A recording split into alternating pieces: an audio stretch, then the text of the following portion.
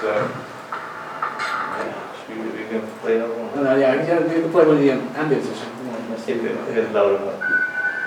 Okay, yes, that's the town theme later on in the game when the player starts to discover more of the mystery. Yeah, that's nice work. Now we've got animations to Jack. Come on.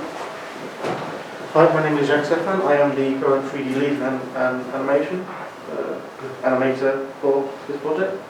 We have a total of 5 cutscenes that are planned.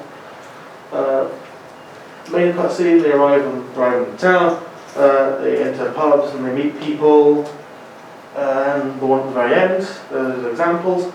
And we have currently planned for 4 biped animations. The main character, when they're in cutscenes, the innkeeper, who you'll meet occasionally, and the 2 main enemies you'll be running from and dealing with throughout the entire game. I haven't really got much physically to show you as this comes later in the project, but that's what we have planned. Cool, thanks. Then that's okay, it's the end. Right. So far, for the block out, I've kept it very minimal, as in I haven't expanded the landscape further afield just yet because that'll just be visual. I have just, well, this is earlier, so it's just the main blocks of the buildings, the pub, tavern, all the buildings and stuff, and mine entrance, which I'll put as an instance which the player can hit and then load into the next level. In the water, I've done created material using Unreal Engine for and simulated the water physics for that, and then added that onto a plane, which are obviously stretched out. I have also included some Megascans rocks, but this is on the lighthouse over here, which you cannot see just yet. I don't have a video for I don't think on this presentation, but I do have one somewhere.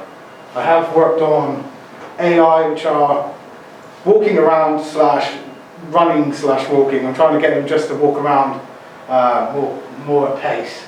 I'm also in the midst of working on the quest system, like an objective. So at the minute I've got in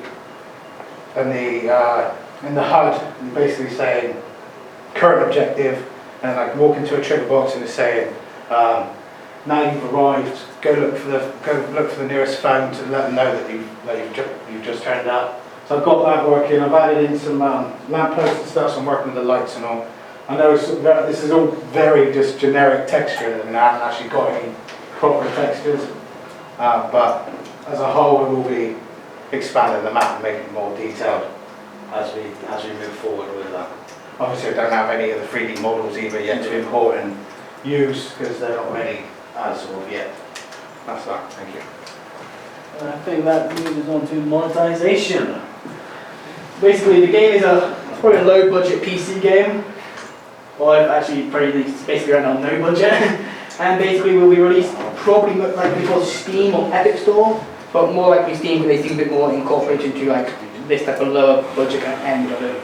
Though that said, the Epic game platform will be better because it does actually negate the cost for their engine's usage, whereas with Steam you'd actually have that added on top of any profits you made if you made certain profits. So ideally Epic, but more likely Steam for like a platform launch. And as for the game itself, it'll probably be something that we could release maybe in an early alpha stage and then get money in for more development as we move forward. Or just kind of just do a develop it, release it for a price about probably around £20-ish. It's pretty good, and then maybe make some further like released content like expansion or something or DLC, which we could release afterwards. But just judging on the target audience we had, which was the type of audience that kind of moves away from games, like once they play it, they crack it, they move on and get a new game.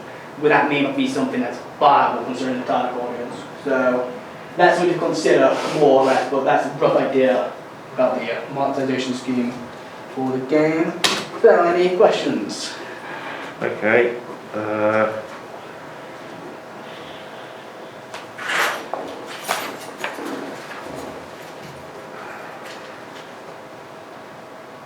So your main, the player, the protagonist is a female detective, yeah? Yes. Cool. Yeah. I like that. Okay. And the enemies or the people we've got to worry about are the engineer, miner? The engineer got cut. I think it's a miner and a fisherman. Potentially there might be an ice cream man as well. Okay. And the innkeeper, what's his role? The innkeeper, in the script, he does sort of betray the player, I guess, but we might cut that. He might just be a good guy. Okay. So like undecided, but right now he would be one of the other. He's initially a sort of good guy, but then turns. Okay. Yeah. It's like a traitor. Yes. Okay, so we got a definite script now, have we? I think we've got a definite script. I think most people have agreed on that. Okay, is everyone happy with that? I think so. I think everyone's more or less happy with it. Yeah, I think that's what some pretty good changes made in the second draft. The Okay. only thing that we might do is change maybe one character around, but that's probably it, and then that'll be the final draft. Okay. Really impressed so far. Warwick, excellent stuff. Really good. You hit that bang on, really good. Okay.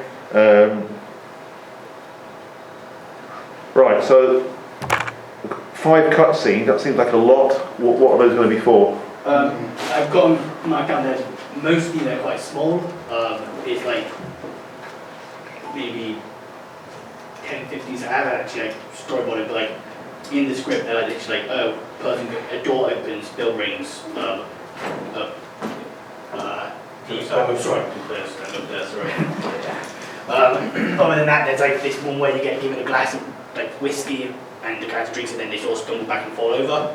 The only two that are more large, actually there's only really one which is quite, maybe two, which are quite large, are just these 2 dialogue ones at the end, and the third cutscene, which might have a bit of camera work, but that's... So are they actually going to drive the narrative forward, are they? Those two are the ones that, the third one drives the narrative forward, and the 5th one ends the narrative, so that's like the only 2.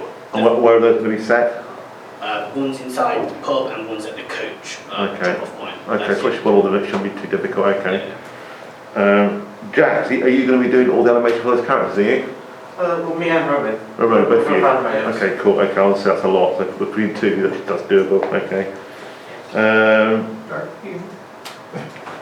What about, I don't think I saw or heard anything about key mechanics or...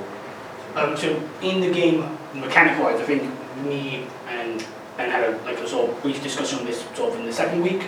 I mean, there's a hide run mechanic, so it's like enemy sees you, you have to run and hide. And there'll be like, probably like a shadow, or so if you get into the shadows, they can't no longer see you. And I know I've written down that certain characters have different perceptions, so I know that mine has the weakest perception, but he's also the one that is slower as well, so he's like sort of like tankier one. But as for mechanics, outside of that, there is this idea that Ben had, which was to have a QET section where they get you. You can sort of break out of it if you are fast enough to do a quick time event. But I'm not sure we did that. It'd probably be like animation plays when they grab you, and then you have to like do a quick time event, either success or failure. That's something he came up with as a possible idea. Yeah. Well, probably that discuss them more as a team, I think. Probably. Yeah. Okay. That's the only major one I know of. Okay, so... Kyle? Yeah. Yes, sir. Okay, so you're talking about a quest system. Yeah. How's that going to work? Basically, it's just objective based at the minute. So I'll have. I know I didn't have it in the level map because I haven't discussed with seen the whole script to know where to place them all. But it'll be like you have your quest log, and then it'll tick off as you say. If you need to find such and such, you find that in there, so it'll ping off, and then you have to take it. It will be linked one after another, like a family tree. So it'll go down, and it will just keep guiding the player to report and investigate different things, and then obviously you're bumping into the miner and the fisherman. How are you going to keep track of that as a player? It will be listed in the. I've got it listed in the heads-up display in there. I'm not sure which. I'm playing around with 2 different versions of it at the minute, so I'm looking at 2 different tutorials, and I've got both started off in the Unreal Engine. One's where you can use the mouse and click and drop down each quest, and the other one I think it just initially says it, and then it'll probably get rid of it, and then the next one will show. So I haven't decided which one to use yet. Okay, okay, cool. Okay, Jack? What's your sort of design process for you and Ronan to come up with the characters, to design them? We're mostly animating. Okay, well, so you need to work closely with the modelers, so... I was discussing that, I think, a couple of weeks ago. I said, what were they going to be using? I think it was either asking people to use keyframes or bipeds. Yeah. I think they settled on bipeds. Yeah. Okay. So then what I said to me, Luke and Aaron would be doing the modelling for the characters. I said we'd have to make sure our characters fit the biped and make sure that over their little, let's say on their forearm, hand, thighs, torso, all that fits into the biped, otherwise we'd have a difficult time getting them, make it a, we don't really want to be playing around, because hopefully make them a low polygon character done first, and then maybe be able to start doing some animations with them before we go the high poly one that will just use the same basic block out. So hopefully if that's done, they can start already experimenting with the animation, even as guys just get finished off in texturing and like more later stage stuff. So have you two got a list of animation sets yet? Have you? Okay. Well, we can definitely create one very quickly. We know what we need. The cutscenes themselves are separate because they're storyboarded. We're going to be storyboarded mostly. Yeah.